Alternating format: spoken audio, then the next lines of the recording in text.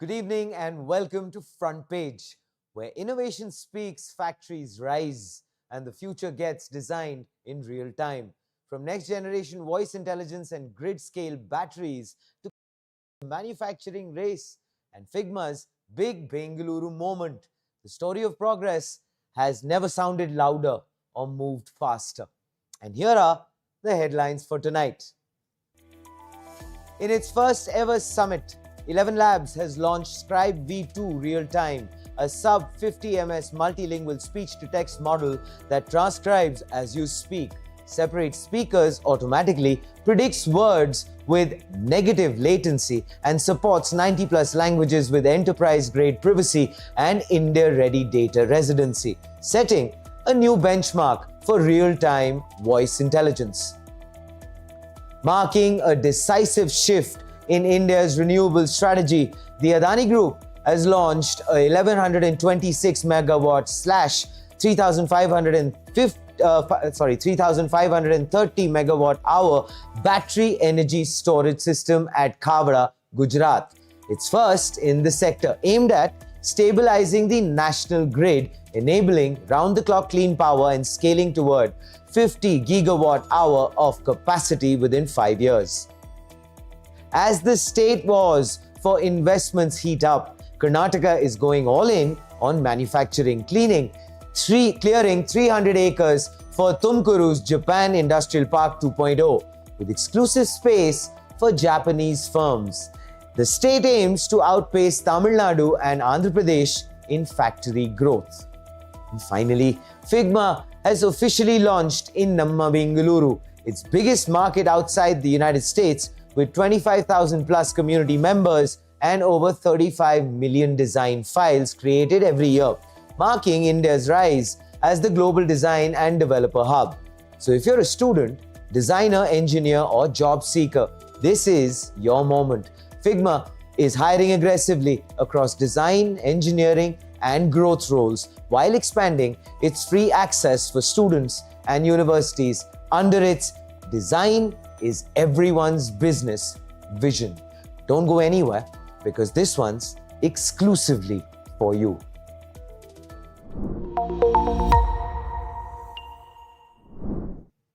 Good evening. ElevenLabs just changed how machines listen and how humans will talk to them. Their new Scribe V2 real-time predicts speech and not just transcribes it. Zero lag, 90 languages, and context so sharp it understands meaning, not just words. This is real-time speech-to-text with sub-50 millisecond latency that's faster than you can blink. Unveiled at the company's first ever ElevenLabs Summit. Scribe V2 Real-Time marks a new standard for speed and accuracy in voice AI. It can handle multi-speaker audio, background noise, and even guess your next word before you finish saying it. Well, probably you would have guessed that I was going to say a phenomenon ElevenLabs calls negative latency. It actually outperforms every major rival, from Whisper to Gemini Flash to GPT-4o Mini Transcribe across 90 plus languages. Clearly, this model is built for action, for agents that talk, listen, and respond in real time. 3 lines of code, which is stream audio in, get perfect structured text out instantly. With SOC 2, HIPAA, and GDPR compliance, and of course, zero retention mode, it's ready for enterprises and developers who care about privacy and speed in equal measure. So with this, ElevenLabs has built a real-time speech intelligence layer. Some of the key features include sub-50 millisecond latency, faster than human reaction time. Multi-speaker separation that labels voice automatically, so no speaker 1 confusion. 90 plus language support with adaptive context understanding and tone detection. Noise resilient architecture tuned for call centers, live captions, and streaming. Negative latency prediction anticipates the next word and punctuation for near human fluency. As for the enterprise compliance, well, here it is. SOC 2, ISO 27001, HIPAA, PCI DSS, L1, GDPR. India and EU data residency with zero retention mode for sensitive workloads. An API first design, just 3 lines of code to stream audio and get structured text. So together, this makes Scribe V2 real-time deployable in mission-critical agentic environments where milliseconds and meaning matter, and not just accuracy. ElevenLabs has very quietly made India central to its voice strategy. Scribe V2 real-time supports 11 Indian languages from Hindi and Tamil to Kannada and Bengali with local data residency options built for India's new data protection regime. Indian companies like Meesho, Mahindra, Cars24 and Pocket FM are already using ElevenLabs agents for real-time customer support and content generation, cutting costs and latency by more than half. Wow, that's fascinating. Voice is actually becoming India's natural interface to AI, multilingual, emotive, and human. At Cypher 2025, ElevenLabs Chief of Staff Alejandra Otero said it best. This is what was said. Speech to text is technology. Text to speech is artistry. With emotion, you deliver empathy. You deliver connection. Well, that's what ElevenLabs is really selling. Not speed, but soul. So basically, Scribe V2 real-time is the beginning of real-time communication between humans and machines, and not necessarily the end of transcription tools. Voice is no longer a feature. It's actually the new operating system of AI. And please let your voice be heard on front page in the comments below.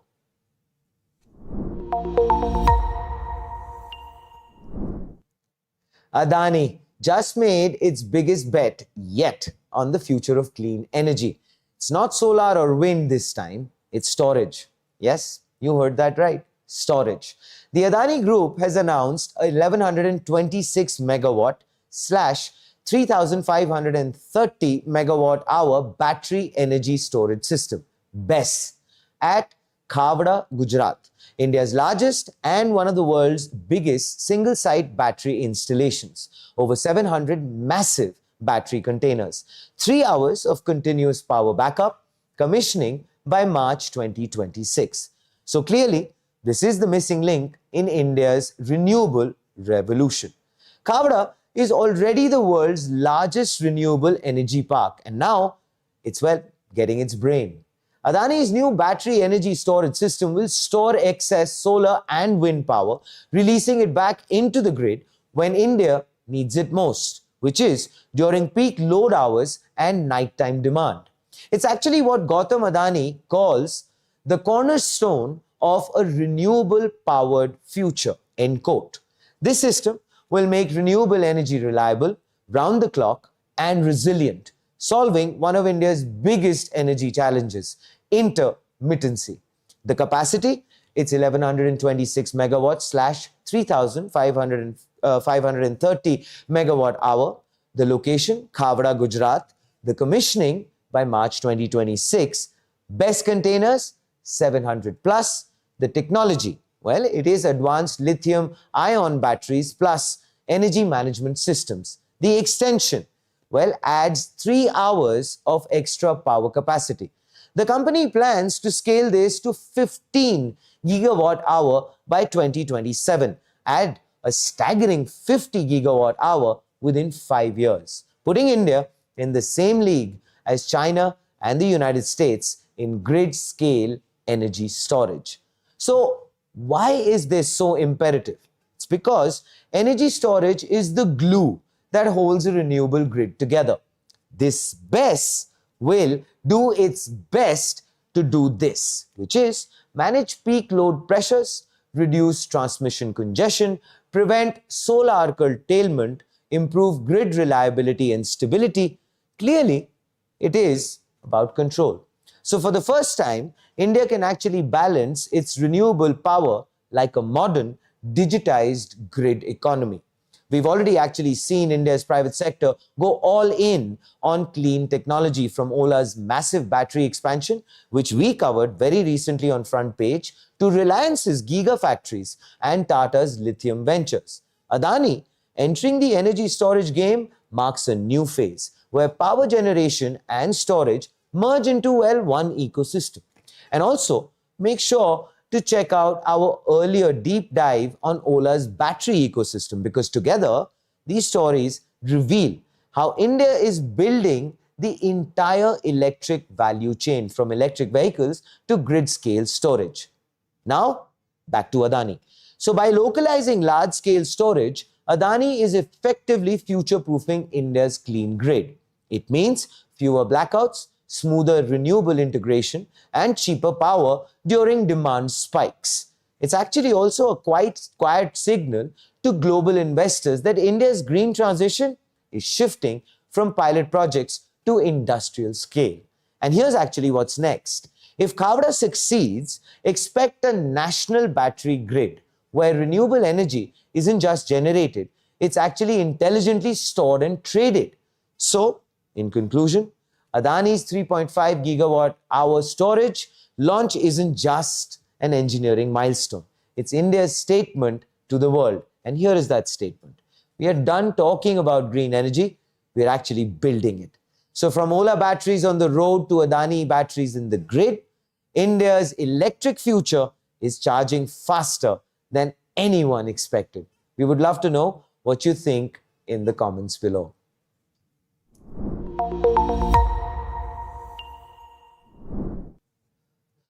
Tumakuru no minasan, Nihon ga anata tachi no machi ni kimasu.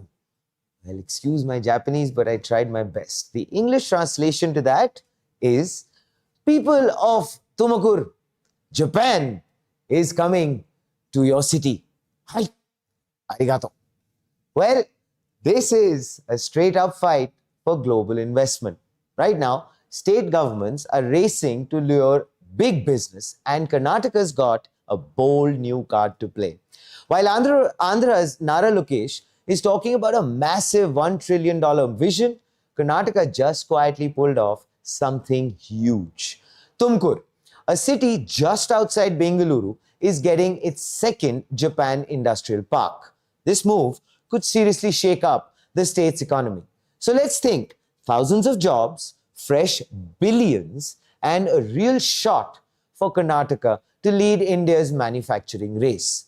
The first Japan industrial township nearby is already packed. Japanese manufacturers have been asking the state for more space.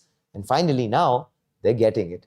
The first Japan industrial township in Tumakuru is actually spread across Vasant Anasarapura, was developed by the Karnataka Industrial Areas Development Board, KIADB, in collaboration with Japan's JETRO and METI, commissioned to attract high-tech Japanese manufacturing. It's now almost full, housing over 100 firms, including Toyota Kirloskar, Denso, and Hitachi suppliers. The park has world-class roads, power, and logistics links, and its success has actually sparked fresh demand from Japanese investors, which is very encouraging. The infrastructure work is, well, underway. Roads. The power aspect, a 220/66/11 kV substation is commissioned, and housing for workers and entrepreneurs have been developed.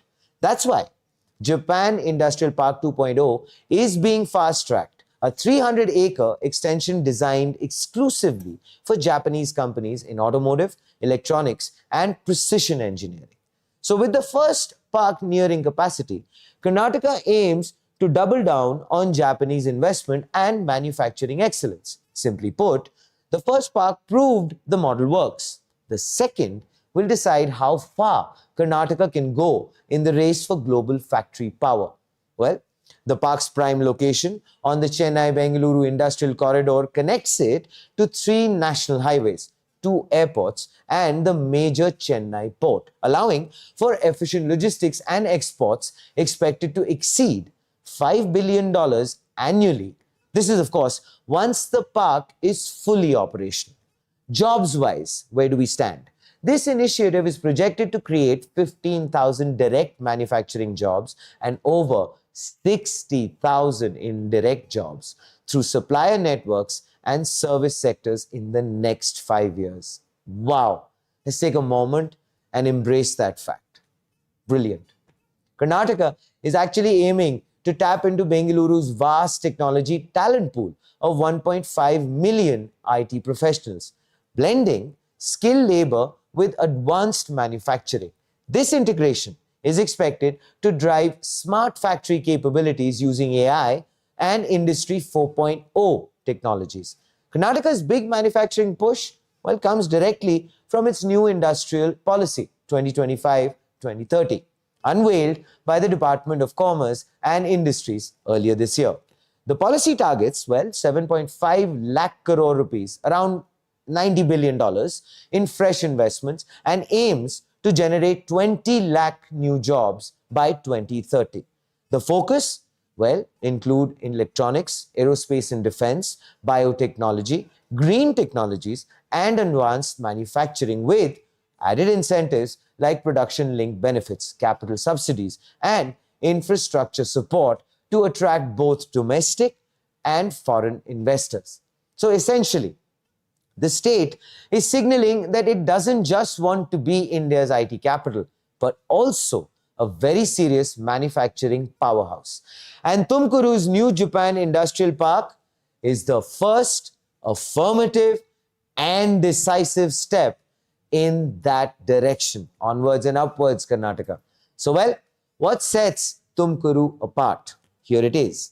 While Vizag boasts direct deep water port access, Tumakuru benefits from its prime location on the Chennai-Bengaluru Industrial Corridor, the CBIC, giving it seamless connectivity to multiple logistics hubs, including Chennai Port, Kempegowda International Airport, major highways, and rail networks. This multimodal connectivity supports faster inland movement and export-oriented manufacturing. Vizag has the port edge, but Tumakuru integrated corridor and proximity to Bengaluru's tech ecosystem creates a very strong balanced advantage for export-driven industries. So both hubs have very unique strengths, making this a very dynamic rivalry to watch out for. Finally, The state rivalry is getting fierce, as we all know. But if Karnataka plays it right and smart, Tumakuru's second Japan industrial park could turn into India's next big manufacturing crown jewel. From smart automotive parts to AI-driven machines, Japan's precision is about to meet India's scale. And that, my friends, might be the start of a brand new industrial century for the region. All we have to say is arigato gozaimasu. And welcome to Front Page. Today we have a very special guest with us, Abhishek Mathur. He is the VP of Engineering at Figma. First and foremost, welcome to Bangalore. Thank you. Welcome to India. Thank you. And we are super excited to of its official Bengaluru launch, the company's largest user base outside the United States. So here are the numbers. With over 25,000 community members, 35 million design files created every year, and 25 active friends of Hello everyone, welcome to across the country. Front Page. Abhishek told AIM Network that Figma is doubling down on India's design future, giving free access to students and educators, partnering with design schools and universities, and building a very strong local presence to support India's next generation of builders. In a world where everyone can create software with a single prompt, design becomes the true differentiator. Good is no longer good enough. Good is the new mediocre. Wonderfully said, Abhishek. Well, on the sidelines, he said this of the official launch in Namma Bengaluru. We of course are going to bring you all of that excitement live on Front Page because it was an exclusive with Abhishek Mathur. He is in conversation with Amit Rajanayak, the senior editorial producer, live shows at AIM Network. And of course, Amit will be taking us into the world of Figma in Namma Bengaluru. Amit, over to you, man.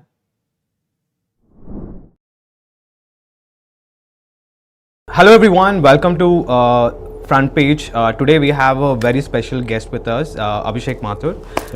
He is the VP of Engineering at Figma. First and foremost, welcome to Bangalore. Thank you. Welcome to India. Thank you. And we are super excited to have you guys where, India is the second largest market for Figma. And you guys have come at the right time, at the right place. So I want to kickstart by asking, why Bangalore? As you know, Bangalore is the hub of technology innovation. It's leading the way. If wherever Bangalore goes is the way the technology goes, is how I think about it. Many reasons. The first one is our customers are in Bangalore. From really small startups that are trying to find an idea to companies that have found product market fit to large services companies like Infosys, TCS, they are all based out of Bangalore. And having them as a customer locally is a huge thing for us. The second is community. There is a growing, budding community. We have a community called Friends of Figma. These are like-minded design and engineering leaders who get together occasionally and discuss technology, discuss design, and shape where it is going. And a lot of them are based out of Bangalore.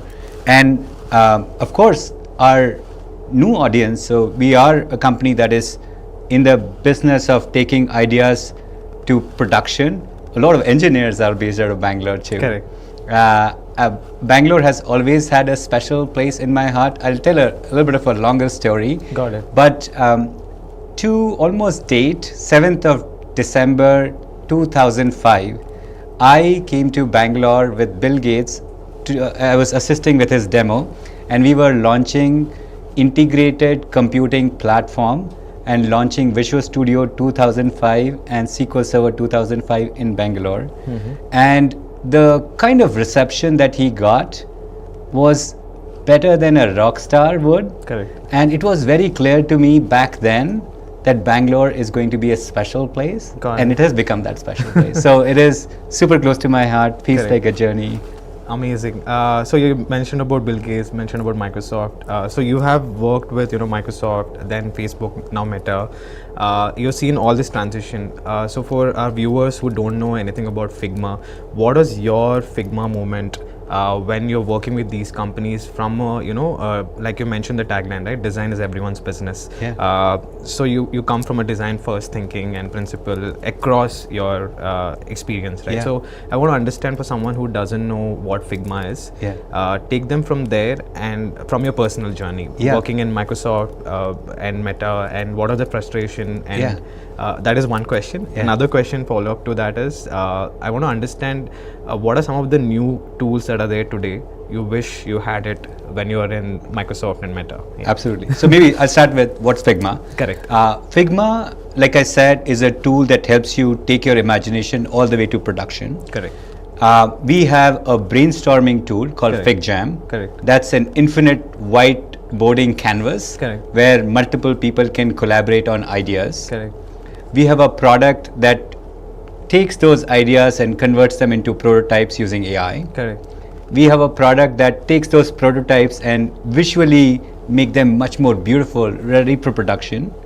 We have a product that helps developers convert those designs into code. And then there are two interesting other products that we have launched, Figma Sites and Buzz. They are asset creation tools that can be used to put actual things in production. So a lot of designers were already designing websites in Figma. Now they can take them all the way to production by publishing them. Got it. And Buzz is an asset creation tools for marketer. Got it. We recently acquired a company called VV. Correct. And that is a beautiful way to chain LLM models together to create visually beautifully looking assets. So that's sort of what is Figma. At the present, My journey. So I used to work in Visual Studio, and my first designer was Moneta Ho. Now she leads the WhatsApp design team in Meta. Got it. But back then, the boundaries of engineering, design, and product management were very wide. Correct. Of course, we would work together, but there would be a very high amount of low fidelity handoff that would happen. Correct. PM would have an idea, designer would implement some of the designs, and then I would get to work on it. But there was sort of loss of fidelity, intent that would happen. And that continued for many years. And my aha Figma moment was at Facebook, where as an engineer, as an engineering leader, you could go to a Figma design file and collaborate with our designers and sort of riff on ideas and comment. But that was still in a place where it was, hey, I can contribute, I can comment, but I can't really do design. I however much I like to be a designer, I think I'm a struggling designer. But at least Figma, that was my aha moment on, hey, Figma is this really powerful tool that helps me bring my ideas into the design process. Now coming back to the third part of your question on what superpower I wished I had was of course Figma Make. So Figma Make is our prompt to application product, which allows you to not only build applications that are just generic in nature, they derive inspiration from all the designs and design systems that you have in your company already. So when I make an idea and make an application out of it, it looks on brand, and of course it has my valuable idea as well. So Figma Make would have been a superpower that would have helped me bring some of the ideas much more quickly to production, or at least reduce the loss of information that would happen between different people. Correct. And I think you give a very good example in terms of how everyone's a maker, right? So that thought process is in itself like somebody using Figma now. So with AI integrations and all of that, so I'm not getting into the tech stack side of things. You already told in terms of how you're integrating ChatGPT, OpenAI's APIs and different whatever models, latest models that are available inside the Figma ecosystem to give that wholesome experience. So I want to understand how does one become a maker? Like, if I have to tell someone like, okay, designer, I mean, there's no like, for example, let me frame it this way: if everybody becomes maker, so where is that? What will happen to the designs? Like you mentioned about the level playing field, and so the kind of design and the experience that comes out of. So Figma had like a niche audience. Now you guys are widespread in terms of anybody can get into using Figma. If you have just design, you want to collaborate with different teams. So I want to understand from your end, how does that philosophy is changing for Figma there? Yeah. So you asked, how does one become a maker? Yes. Yeah. My thinking is everybody is already a maker. Got it. They just don't have the right tools to be an effective maker. Correct. So what we are doing at Figma is to give you the right tools to be a maker who can actually do this. So when you are a product manager, you always have an intent to be able to magically create things. But then you have to mostly depend on some other function to bring your imagination into reality. So you are already a maker, and we are thinking that we are providing you tools to be the effective maker that you want to be. The second part of I think your question was, where does design play now? Like now everybody is a maker. What is the role of a designer? The way we are thinking about this is that AI and Figma is doing two things.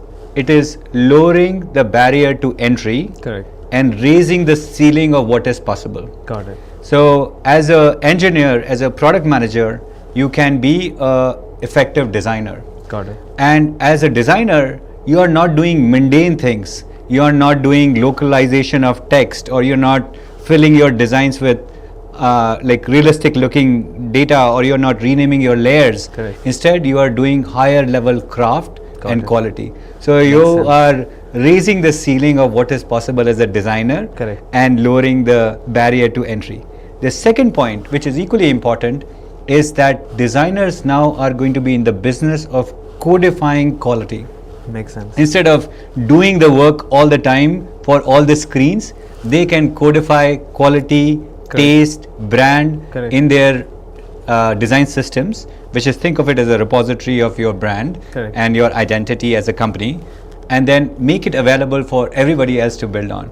So for then, when an engineer like me or a product manager builds a make, then it is on brand, and people are judging it by ideas, not so much by brand and look and feel, and it's compliant to that. Got it. And Abhishek, you mentioned like India is the second largest market, right? So I just want to understand, like with all of these products, what are some of the behavior you've observed from the Indian audience in terms of which is the most favorite tool of Figma that they go on a day-to-day basis versus new AI adoption that are happening, the trend that you're seeing, and what are unique behaviors that you're seeing from Indian audience specifically? I think three. Are they going like design first, voice first, prompt first? I'm talking from that. Yeah, I see. So, which maybe first part of your question was which product is the most used? A large portion of usage is design. Every year, just in India, 35 million design files are created. I want to put that in perspective. 35 million these are 35 million products, ideas, features, and even more, because one design file can have many ideas and features and products. So that's the big volume. But increasingly, I'm seeing increased adoption of our prompt to prototype product called Figma Make. We launched it earlier this year, and in this short period of time, thousands and thousands of makes have been created, hundreds of thousands of makes. And it just gives me joy to say, as somebody who was born in India, that the highest number of makes in any country have been created in India. Damn. Okay. So it just like is so rewarding to see. And I think it rhymes with Make in India also. Like. Make in India. It does. Yeah. And the increasingly new audience is the dev mode, where India, of course, is the biggest, one of the biggest developer population. India is the development hub for the world, and there is an increased adoption of dev mode as well, which is translating design into code using our MCP product, using the design systems and code connect. Correct. That is the thing that is the full magic of it. Like starting from ideation Got it. all the way to production is what we are doing in India. Amazing, amazing. Just a quick thing on the competition, right? I have to ask. So everybody is getting into like similar things. So Canva is also giving a similar features and products. That is from designers and all of that. You mentioned that you do end to end and direct and production ready, and also developers can integrate and directly to the GitHub. So you're giving that flexibility across each. For designers also you're giving, for product managers also you're giving, for engineers also you're giving, at design at the core. So I want to understand, like, if you have to put it in one line, like what differentiates Figma from all of the players, your Adobe, your Canva, who are also getting in aggressively into AI first strategy in terms of basically AI is everywhere in their products. They're also getting into the same thing. What is that unique mode for Figma there? I think one line would be, we are the product for taking your ideas to production. Got it. With design at the heart. Understood. Beautiful. Yeah. So that is what I would say. Got it. Because the best teams that will be successful will embrace all the ways of designing. Correct. You could design with prompt. Correct. We are the world's best tool for Correct. visual designing. Correct. And code. These are the three ways, and Got the best teams will embrace all of them. Correct. And educate their team members in these ways. Got it. And will have the right tools, hopefully Figma, Got it. to win. And also coming back to the team here in Bangalore, right? Are you guys planning to expand in India, or what are some of the tools that will be built from India to the world? All of these tools you mentioned, what are some of the, is it make, or what are different tools? Like, is it coming out of from India to the world kind of a thing that you're proud of? Like, of course, we'll continue to sort of explore the possibilities of expanding in India. It's Correct. a super important market for us, second largest user base. Correct. So absolutely, like amazing talent. We have a bunch of really important jobs available. So if you are a designer or a developer advocate, please go to our career site. We are hiring. Got it. And the best thing that I'm currently getting from India and Indian market is the feedback, adoption, and love. So that trumps everything else that they could get from and what does it take for someone to, what is that culture at Figma that attracts a lot of these talents, and what makes them, fit for Figma according to you? Either it's from behavioral standpoint or the technical standpoint. What is that one trait that will get you into Figma? I'd say appreciation of craft. Got it. And quality. And you could be a designer advocate or an engineer. Got it. If you can take ownership and have high craft, then you are a Figmate. Wow, that's a beautiful thing. I think I'll just ask one final question. So this is more on the, say, very futuristic, not so. So I think a lot of things are moving to, ChatGPT kind of a platform, and like Claude, where MCP, you can put your applications there. Yeah. So what are some of the, what will happen to apps is my question. Will apps be dead, or like, to be really honest? Like. Yeah, so I think we are in the MS-DOS era of AI. Got it. We started with a prompt. Correct. And then we got the visual interfaces. Correct. So I think we are in the MS-DOS era of applications in AI land. Got it. Every prompt, every agent, correct, every new modality of VR correct, is a design waiting to happen. Got it. And I'm hoping your audience and the designers in the world will make that happen. Got so it. MS-DOS era's lot to do. Lot to do. And one just question on the vibe coding, if possible. Yeah, just last. I'm so sorry, we're way over. We have a queue outside. I'm so okay, sorry. okay. I'm so sorry. It's okay. No, sure. Just I'll end it properly. Yeah. So sorry. Yeah. You have to end it. Yeah. I think amazing, Abhishek, and all the best. Welcome to India. Welcome to Bengaluru. I would proudly say Namma Bengaluru, and I would see Figma designs everywhere, and all the companies that are here, which is embracing Figma. I think you picked the right place, I would say. Being a Bangalore boy here. I think so too. I'm so happy to be here, and thank you for having me on your show. Yeah. Thank you. And see you again. Thank you so much. Thanks. Thank you.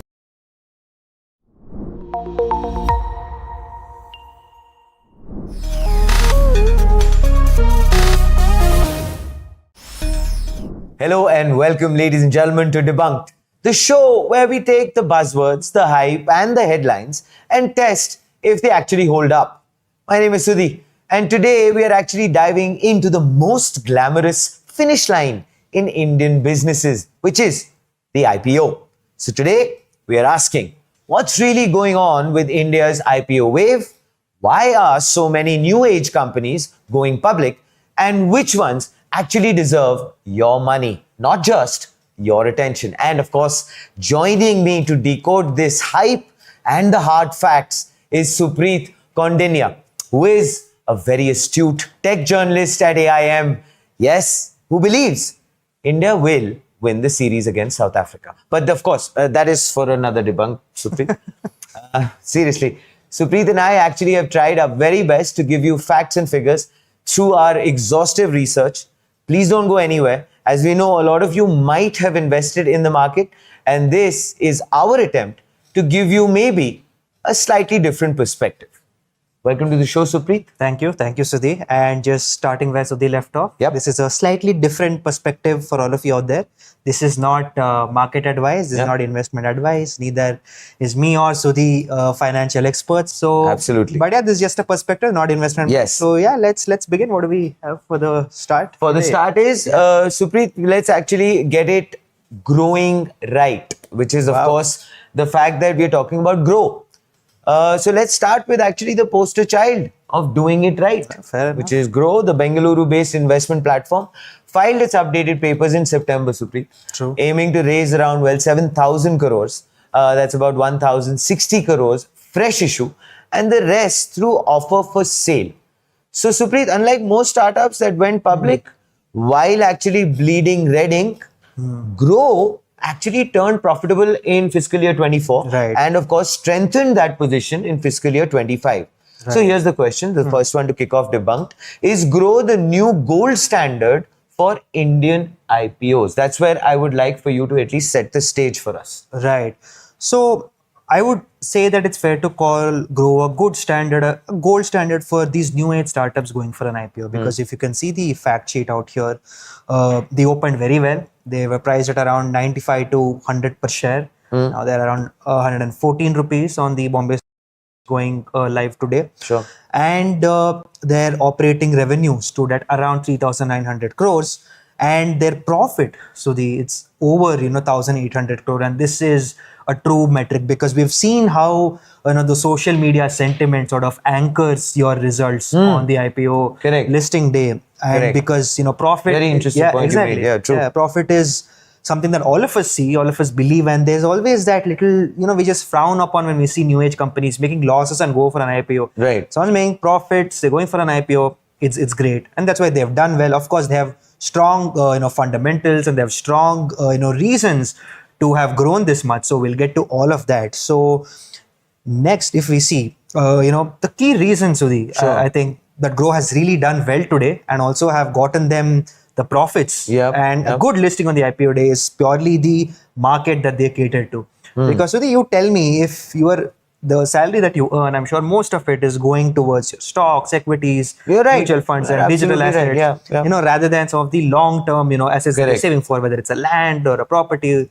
or any other gold for that matter. Yeah, gold, and even that is digitized nowadays. You don't have to go to a shop and purchase gold. So, the flow of the net household savings towards equities and mutual funds has significantly grown from FY20 to FY24. So there's a 12 percentage points increase, throughout the years, and that's a key market, right? So for sure. Yeah, for companies like Groww to grow. Yeah.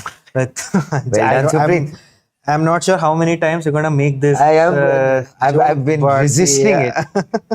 So, no, but it's a fair one to say, and say it again and again. Exactly. I think that's a huge thing. Everybody wants to invest in stock markets, partly thanks to SEBI. They've made it easy for these digital ecosystems to come up, and Groww is not the only one.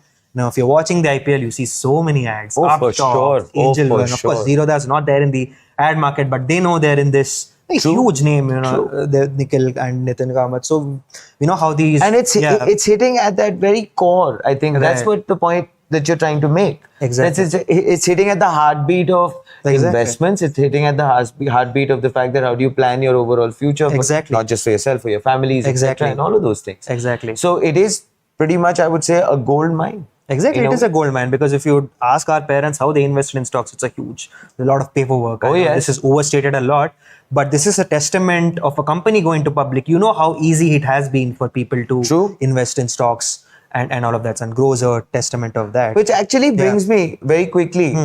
I want to pick your brain on this one, Supreet. How significant is it that actually Groww built its brand with the same retail investors who might now actually buy its shares? Exactly. So how does it compare with, let's say, the competitors? Exactly, it's You an just named a inception, few. sort of a situation. So before we get into the competitors, it's also worth understanding. So if you see the breakdown on our here, we have 1.4 billion people in India, and then you have 660 to 680 million people who have their Aadhaar and PAN linked together. So these people are the ones eligible to get Fair. into the equity in the mutual fund markets. Fair. And on that, you have 480 to 500 million active UPI users. So these are the digitally savvy and the digitally tech front users. So that's a huge market that you have for Groww here. And in that, you have 55 million mutual fund investors and 48 million stock investors. Now we have an idea of who was there in India. You asked about the competition. Yeah. Right now, surprisingly, even though Zerodha has been older, it's been the earlier entrant, Groww has had the more active and a larger client base over 3 months in 2025. If you look at Feb, May and August, Groww has been leading. Then you have Zerodha, then you have Angel One, some of the other players out there. And partly if you see user reviews, I think this is more of an anecdotal one. Groww offers a better user experience. You have your stocks and mutual funds all in one place, unlike other apps where you need to switch between two apps. And then you have a screener built inside it. You have a lot more features built inside it. So that's also been one of the main reasons why Groww has again grown. Oh my God. we will try our level best to Right. not use that Right. pun, which actually brings me to this. What makes Grow's market IPO stand out in a market actually filled with very hyper heavy listings? Supreet. Right. I think it's also the business model of Groww. Right. One, they're making profit, and two, if we were to look at the future, outlook towards Groww, they probably invest more on tech, on people, on scaling their app, versus to other companies that have to make a lot of capital expenditure on, really huge stuff like manufacturing facilities or procurement or any other hardware stuff. So that, if I'm not wrong, is a huge factor. No, it is. You're right. You're absolutely right. So that's a huge factor for companies like Groww to have a more promising outlook.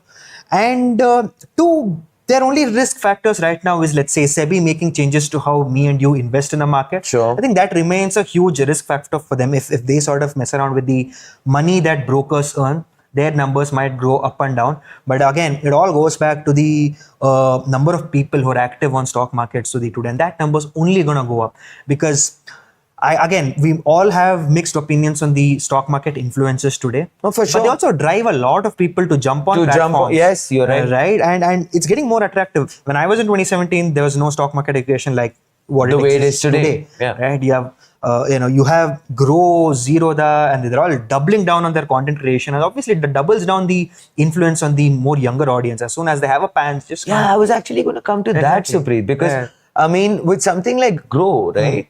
They are obviously penetrating a market which is way larger, as you said. Exactly. And it's only in the last 8 odd years. Exactly. And it's still a cluttered market. by the Exactly. way.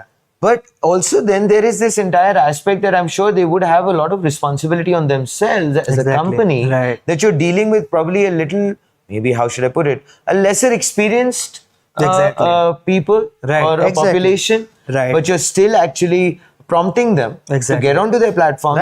And so what do you think about that? True, I think both Groww and Zerodha have done a wonderful job in that sense, because we've seen a lot of features in Zerodha where they nudge investors saying, look, this stock is a penny stock, just be wise before investing it. And they've actively, if you see Nathan Kamat's tweets, he's actively advocated just a cautious approach towards futures and options or day trading, saying that only a few people make profits. So it works as a counterintuitive effect. They want you onboard these platforms with responsibility. And even in Grow's case, there have a lot of good educational content out there. They don't position themselves as experts. They get experts in the market, talk about the overall right way to go, according to me. And they educate them on the fundamentals. If you see many of the Grow's podcasts. So I think the sentiment among companies like Groww and Zerodha is very healthy. They're doing the right stuff. They're playing a fair game, which motivates investors. Apart from the ones who just see the financials or just scroll through the long DHRP document of Groww, many people who just as they shouldn't, by the way, subscribe to the IPO on the sentiments. Right? Which shouldn't be the case. Yeah, it shouldn't clearly. be the case. You got to obviously do the numbers. But if that's the case, and Groww, I think they've done a good job. They've had a good sentiment, right? But again, we mentioned there are a few risk factors that exist for any company to go, while they're going for IPO. Which is the case with every company. Yeah. But they're profitable right now, good, healthy profits. And they've shown it consistently, as I mentioned earlier. Yeah, exactly. Fiscal year 24, and then they strengthened their position. Exactly. Yeah. So they've done that really well ahead of the competition. If you see, they've had 13.01 million active clients in 2025, as opposed to Zerodha, which is, I would say, 7.95, almost like, yeah, that's a huge gap. Wow. Yeah, and Zerodha and Angel One are going like... Talk about leading the pack and how. Exactly. And it also makes a huge difference if you look at Zerodha. If you're in the tech ecosystem, it's such a popular name, yet you wonder how it's not the most one popular. leading. Yeah. Yeah, exactly. And I think it's, if I'm not wrong, partly due to they've taken a slightly less aggressive approach towards marketing. They're a bootstrap company. Fair enough. They're making enough money, I suppose. Fair enough. So yeah, I think that's with Groww. Healthy listing day. They're doing well. Finally, if we were to, talk about the Groww story, and it continuing to grow, growing onwards. I just couldn't, you got my, I had to resist myself for that long, and then of course I've unleashed myself now. Yeah. So Groww, according to me, is this, Supreet, I would like your final take on it. It is refreshingly grounded, but not every unicorn has 2020 vision. You know where I'm going with this now. Exactly, we do. When it actually comes to valuations. Yes. So the point that I'm trying to make here is, Supreet, Lenskart. Yep. Lenskart, both of us wear Lenskart products. Yes. Doesn't mean we are promoting Lenskart investments. But not at all. Yeah, we're just wearing We have a Lenskart. clear vision on Debunked. And Supreet makes sure that it is not a blurry valuation. Yep. Did you like that? Yep. Wow. So let's actually go ahead and give you a slight context. I'm sure you already are. Everyone is aware because the Lenskart IPO story has been, pretty much been splashed all over the place. But here is our take on Debunked. India's eyewear darling that actually just went public. Here are the figures. The IPO was priced at 382 rupees to 402 rupees respectively per share. Right. Raising about 7,278 crore rupees and valuing the company near 70,000 crore rupees. But the listing, let's say, not very crystal clear.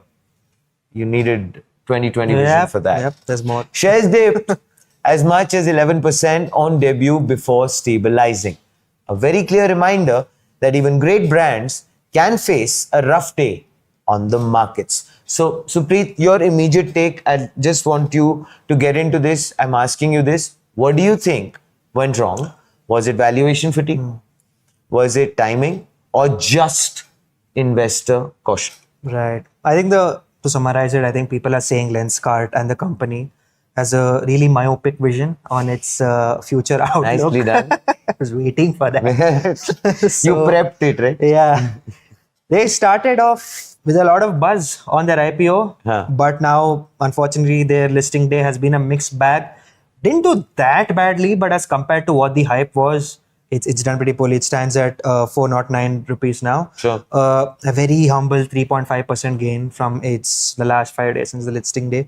Let's look at some numbers again. Their shares listed below the IPO price issue, as you mentioned, issued at 402, opened at around 390. And at intraday, it almost fell up to 350. That's and even though the IPO was strongly subscribed, right, 28 times of oversubscription, the public trading debut was very muted and volatile, partly because the media sentiment was pretty bad. Yes, right. I agree with you. Numbers were okay, but there were a few numbers. But then those were also being questioned. Exactly. And we're going to get into that. Yeah, we're going to get into that. Yeah. Numbers were picked, and obviously Twitter, social media is a very unforgiving place. Yeah. As it should be. I mean, it's public money. True. So Absolutely. As long as you look into qualified people talking about the market, that's fair enough. But the social media sentiment was quite low. People questioned this one single metric, right, about their profit in FY25. That's around 297 crores. Correct. That was the big one. Yes, Yeah. you're right. But if you have heard before, the 167 crore was a one-time accounting gain. This is what you explained to me. Yeah. And please give the example when you were explaining it to me. Exactly. Because I think that was very nicely done. Exactly. So yeah, so they gained 116 crores from the on-days acquisition. So the thing with Sudhi, so let's say I try to acquire a product of yours. Let's say this is 2025. Fair. I pay 100 rupees to you. I agree to buy it for 200. I pay 100 rupees to you now, and I'll say the rest 100. You know what? I'm going to give it to you after a few years, depending on how much your company is valued then. Fair enough. All right, and then what I do is that after 5 years, I come to you and say that, you know what, your company valuation has dropped by half, your product valuation has dropped by half. I'm going to only give you 50 instead of 100. Then I can go on to say that, look, you know what, I saved 50, I committed paying 100 to you. So people say that's very sketchy metric. Yeah. But again, this is my understanding, might be a little skewed. But yeah, their adjusted recurring profit, it stands at 130 crore once you remove the 167 crore of the adjusted accounting profit from the own days acquisition. That was questioned a lot, and they're like, oh wait, you decided to get the profit numbers just when you were going to the IPO, and that was the sentiment. I was coming to that. Yeah, how cool is that? the general tone, Right. in terms of the public, or for that matter, even the media, which was actually putting across this point, was that True. that as you're approaching the IPO, Yep. suddenly you are becoming all fragrance and flowers, and everything is perfect, and you're like a Exactly. meadow, and all of that. Exactly. But I would like you to maybe turn the lens on that one. Oh, wow. So I think that's what I was reading an interview from one of SoftBank's spokesperson with NATV Profit today. They're saying that numbers were okay, but some numbers they've taken up and the media sentiment was turned to be largely negative. That immensely impacted the IPO. I think that's overall. It's a great case study in how the overall sentiment plays towards an IPO listing day. And also its valuation is a stretch that many people have mentioned, because if you look at the ratio of the enterprise value to the sales, it's 10x, lower the better. And even if you look at the ratio of The EBITDA. enterprise value to EBITDA, 68.7x. So for every like 1 rupee they're earning or something, they're spending like lots of money. Which actually brings me to that point, Supreet. I mean, as we've established for sure, it's not like Lenskart is not profitable. It is profitable. It is profitable, but yeah, I mean, eyewear isn't exactly a rocket growth sector, which is something that Supreet and I were discussing. Yeah. Given the fact that we actually patronize the sector. Yeah. Clearly. Obviously. Are public markets expecting too much, Supreet? Right. So let's put stuff in context. So SBI Securities, in their pre-listing report, they did a breakdown of the IPO. They said that they warned us, saying that valuation of Lenskart seems to be stretched, hence listing gain is likely to be muted. So they had called it.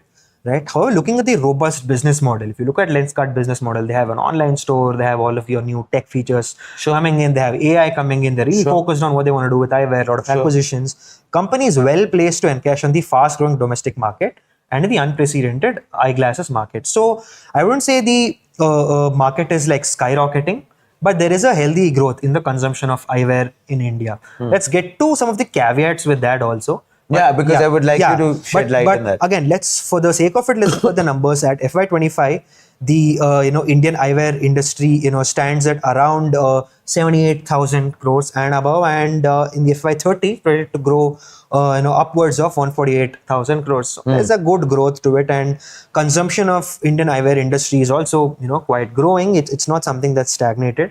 But here's the thing with Lenskart is I read somewhere it owns only 4 to 6% of the Indian market share in eyewear glasses, because it's very scattered, right? You have so many domestic, local, singular, stores across. If we just probably step out. But the moment you just put that into context, exactly, Supreet, right. It's We'll have to just check that again, but I think that number is quite low, because you obviously have a clinic attached to a eye hospital. Yeah. You're likely gonna go there. The doctor and the they're gonna have a good relationship. But the flip side to that, Supreet, is the exactly. fact that there is a huge opportunity. There's a huge opportunity. That is true. But it comes let's say, for example, if you go into the hamlets, the hinterland, right? Right.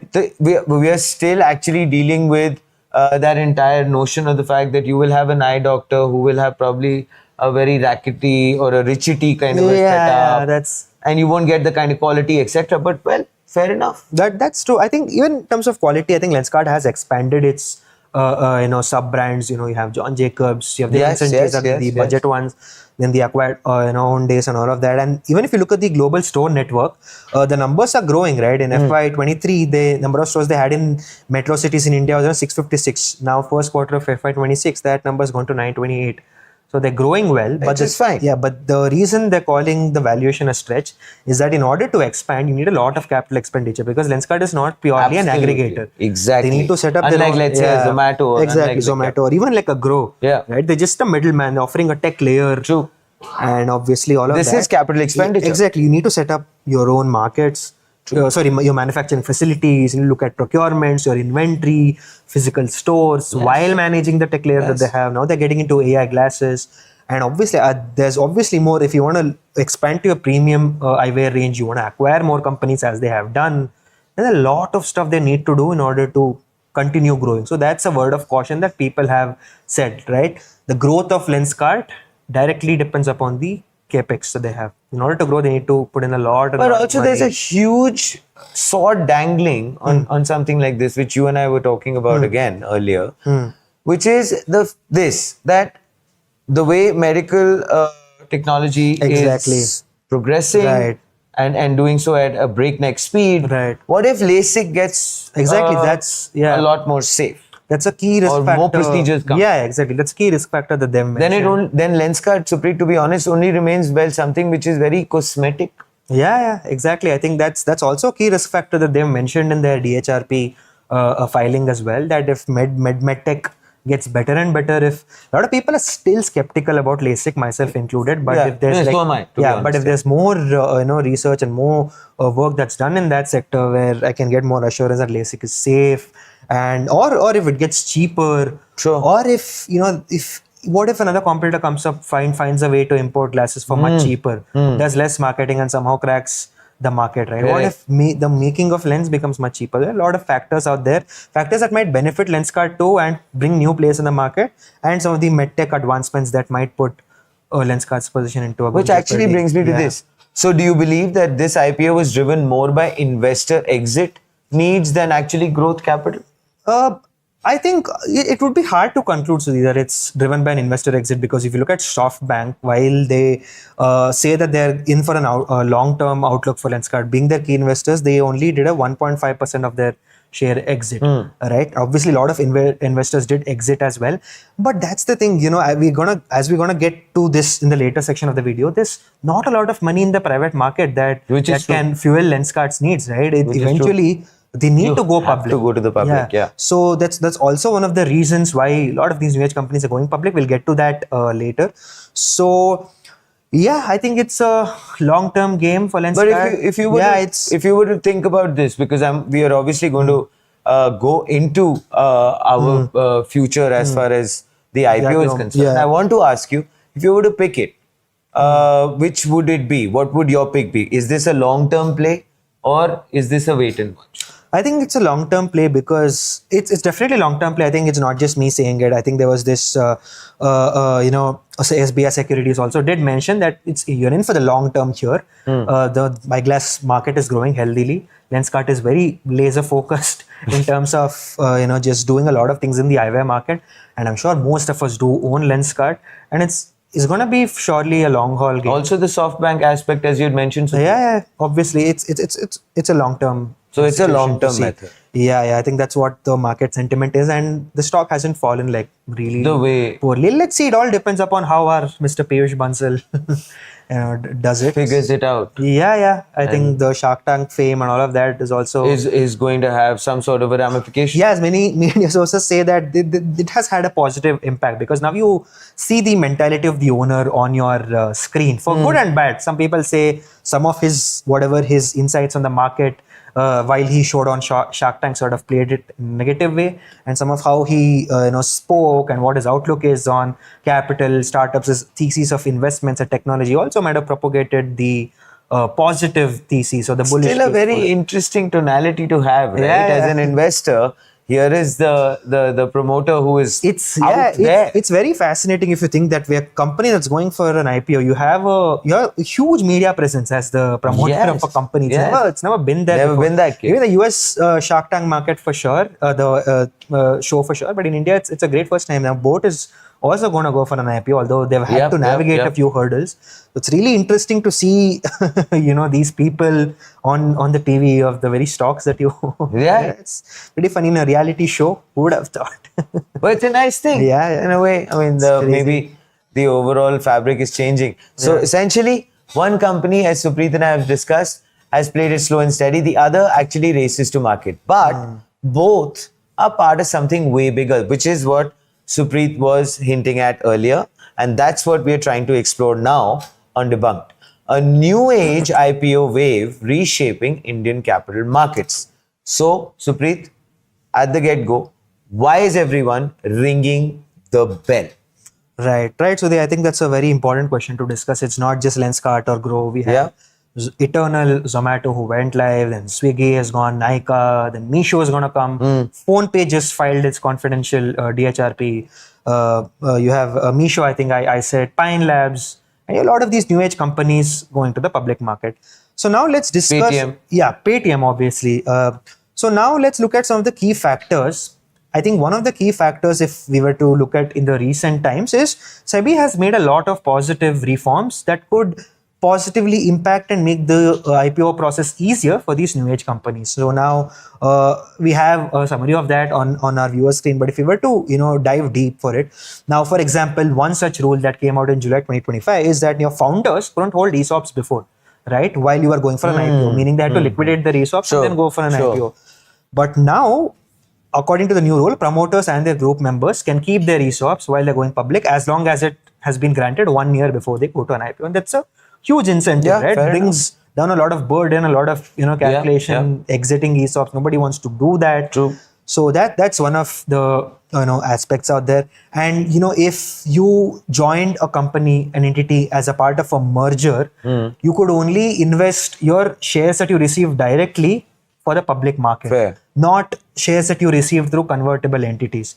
Now that also has been removed. It says that even if shares come from converted instruments, as long as those investments were held over a year, you can invest it in, you can sell it in. Which is again a huge fillip for the sentiment. Exactly. And another rule said that the minimum promoter contribution, right?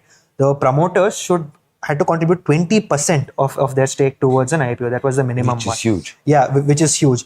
Now, even the new reforms is that even non-promoter investors who hold shares, from any mergers or anything, can also contribute to this 20% requirement.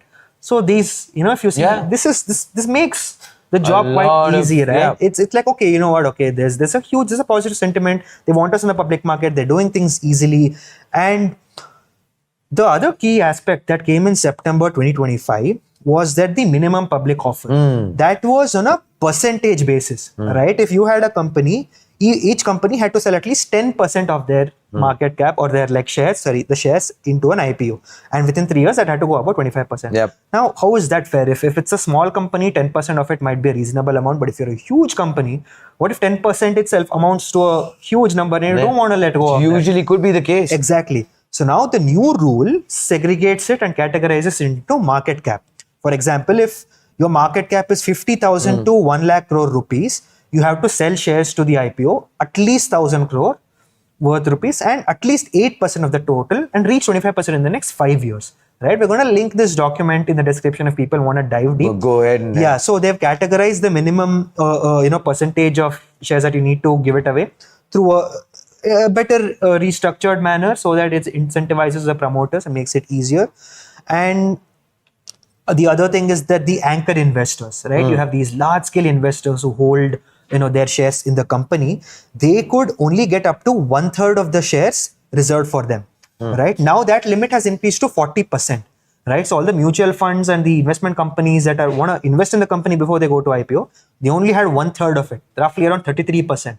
That number has also gone to 40%. Also changed, Right. I know there's a lot of numbers, for the audience, but the bottom line is that SEBI has made it more easier for startups new age companies to go public. Fair point. But I'd like to ask you this at this moment, which is, are these companies listing because they're ready, Supreet, or because global investors want exits before the next funding slowdown?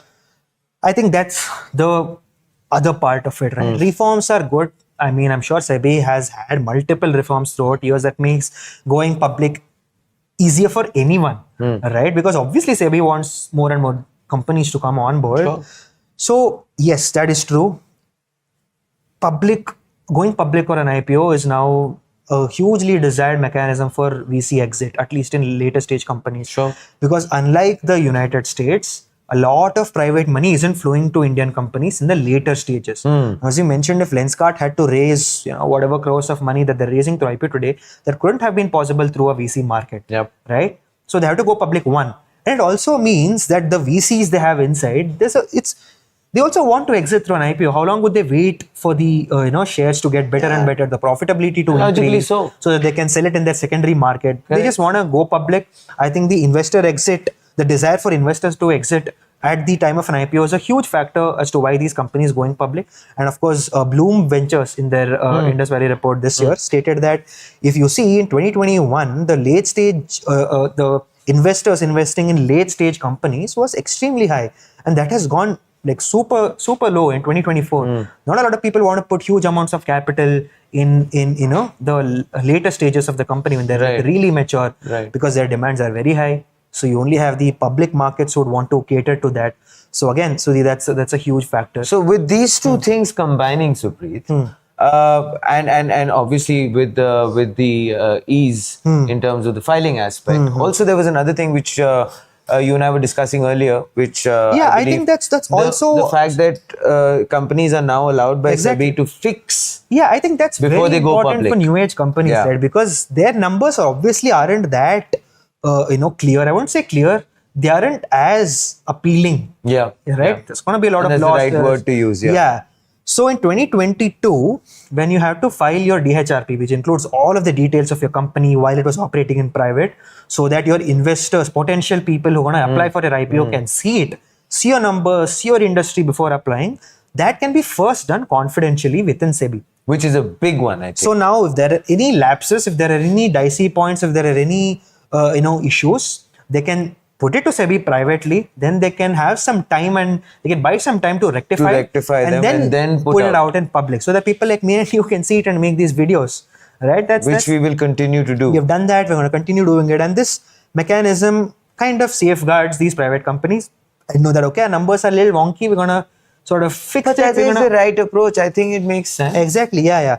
So overall, SEBI has been like really positive towards these because I think psychologically also, I mean, so I'm sorry I cut you through, Supreet, but psychologically as well, I think it's a big thing for a company to take that call of, let's say, I'm going in for an IPO, I have to go public, because let's face it, you've been following a certain legacy kind of management, you've had a certain amount of method, so you're overcoming those doubts. A lot. Think about it. Exactly. I think, as I mentioned in the US market, right, especially in the AI sector, people are not willing to go to private public markets. They're still in private because a lot of it, AI as an example of an experimental technology, which is still fair to call it that, because the technology is still evolving.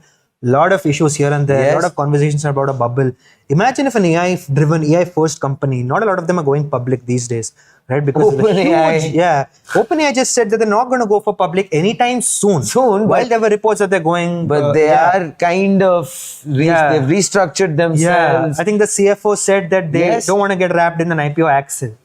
That phrase itself sort of tells you a lot of regulatory oversight, a lot of public scrutiny. You're going to be accountable to the taxpayers' money, right? The ordinary citizens. We have all of these coming in the public markets, right? And in India, a lot of the AI market is not in a situation where they can go public. You still have a lot of D2C, fashion, and a lot of the other markets going public. But if you were to see in the United States, they don't want the amount of regulation and the oversight that's going to come in, right? That's a huge risk factor. So they want to stabilize things, make sure they have everything done properly. The scrutiny is sort of visualized and like, what, I'm fine to go for an IPO now. I think that is happening for Indian companies. Some companies have done well. Eternal is doing well. Swiggy is still in losses. Your Nykaa is... But it's of course very different, from the United States market. Exactly, hugely different. And that would probably obviously mean that we have to do another episode I think that obviously is in the cards, viewers. So please stay tuned to AIM Network. We're going to have a detailed episode as why... Let's give the teaser. Exactly, as to why companies in the United States, especially the AI companies, aren't going public. Right? We're going to double click on all the factors that we mentioned, bring up a few numbers. Databricks, they raised a Series K, Wow. Right? As kids, you were taught ABCD. As kids. Yeah. Now, the fear is, okay, there's a lot of money in the US private market, but do we have enough letters? Letters to go. Series K, right? We've never seen that before. So we're going to That's double good. click on all of that. But for now, the Indian IPO market looks interesting. PhonePe is going to come in. Meesho is going to come Yes. in. And in the non-tech sector, studs is something that I'm really excited. The helmet brand is sort of a monopoly. And it's been almost like one of those brands, Supreet, which has been around for ages. Yeah, I've seen a lot of studs, the red logo on it. Yeah, but again, so it all goes back to this, right? You look at the number of people investing in equities. It's sort of a tieback. That's it. Yeah. The reason why Groww is successful versus the reason why people are going to IPOs is the public market is a huge gateway for exits because a lot of people are now investing. Right, everyone, I see so many people on the metro just refreshing their zero dashboard, although I don't want to take a look in it. But I see just everybody's in there. So yeah, it's going to be interesting times ahead. Wonderful. Yeah. Of course, with that, we come to the end of today's episode of Debunked. Supreet, as always, has been quite incisive and brilliant. He has given us, both sides of the story. He's talked about a very interesting change which has taken place, which is encouraging a lot of the companies to go in for the IPOs. Right. And not all IPOs are equal. Some are actually built on profit. Others actually Promise. on promise. Yes. That's The retail investors are now smarter, savvier, and a little harder to impress. And that, I believe, Supreet, is India's startup story, which has finally actually entered its accountability era. Exactly. What do you want to say to that then? Right, it's good. Public markets are always good. I was listening to a podcast recently who said public markets are great because wealth sharing isn't just happening behind closed doors, right? Everybody is open to. I see promise, let's say in Eternal, as an example. I get to make a chunk of what they're achieving, right? It's democracy at the end of the day, right? Everyone needs access to the best companies. You're not gonna just keep seeing people do stuff in their back end. It's a huge incentive for a company to do their business well, be accountable to the public, do stuff in the best public interests. And I think that's any company that goes for an IPO is obviously has a lot of respect in people, whether they're doing good or bad. For sure. Because a huge scrutiny, right? Oh, yeah. For CEOs to come for out of sure. their comfort zone. for So I sure. think, just a neutral and a biased tech optimist view is that. But we both actually doss our hat Yeah, to obviously. that It's a huge initiative and an And come on, understanding. these guys have built huge brands, right? absolutely. And we talk about India as a service first And company. they know how to realize their dreams, Exactly. and they're ready to put themselves on the Right, line. and neutral aspect, it's great for the ecosystem. Makes great sense. validation. IPOs are great validation. So let's see how stuff's Fair gonna go. enough. So as Supreet and I have, hopefully tied up all the ends for you watching. Groww showed it can be done right. Yeah. Lenskart reminded us that actually timing matters. And the rest, we'll see who's really in it for the long haul. This was Debunked, as I had mentioned. And as Supreet has mentioned earlier, we are going to be going into another debunk in our next As episode. an extension of this, probably. As an extension of this, where he will be shedding light and deep diving into how different is the US market as compared to where we stand today, which will hopefully give you a very clear overview and an understanding. And of course, thank you so much for watching Debunked. And as we always say on AIM, which is Think AI. Think AIM.